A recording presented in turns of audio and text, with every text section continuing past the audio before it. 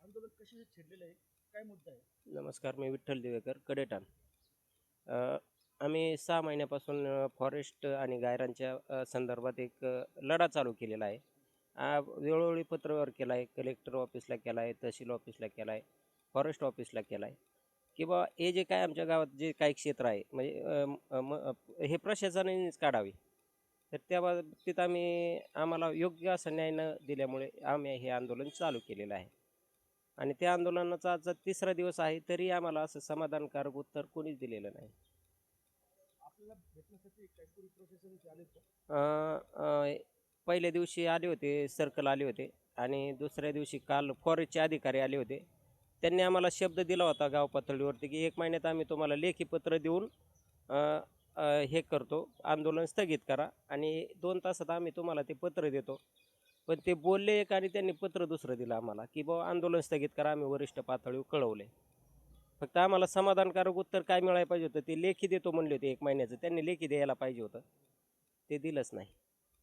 आपली शेवटची भूमिका काय असेल या आंदोलनाबाबत? आम्ही हे आंदोलन जोपर्यंत ते क्षेत्र आम्हाला मोकळं होत नाही तोपर्यंत आम्ही आंदोलन आहे असं चालू ठेवायला तयार आहे. याबाबत आपण प्रशासनाला काय सांगू इच्छिता? प्रशासनाने हे क्षेत्र काढून घ्यावं ना, बाकी नाही काय. असं किती क्षेत्र आहे? क्षेत्र तसं पाहिलं तर 50-60 एकर पण निघाल, त्यांनी मनापासून काढलं तर. पण ते टाळाटाळच करीत आहेत, म्हणजे नेमकं काय.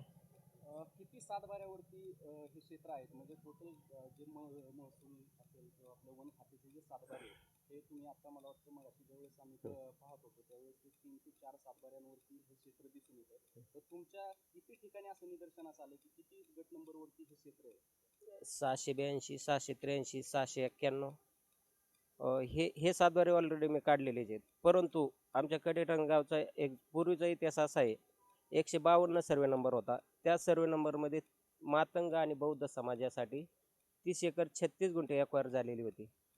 त्या समाजाकडे आज 1 गुंठा पण नाही. म्हणजे ह्या आला कसा आणि गेला कसा? ॲक्च्युली तो शासनाने भूमिहीनसाठीच दिला होता. तो भूमिहीनसाठी राहिलाच पाहिजे होता. त्याचं काहीच नाही आणि ते धनदांडग्या लोकांचं अतिक्रमण आहे तिथं.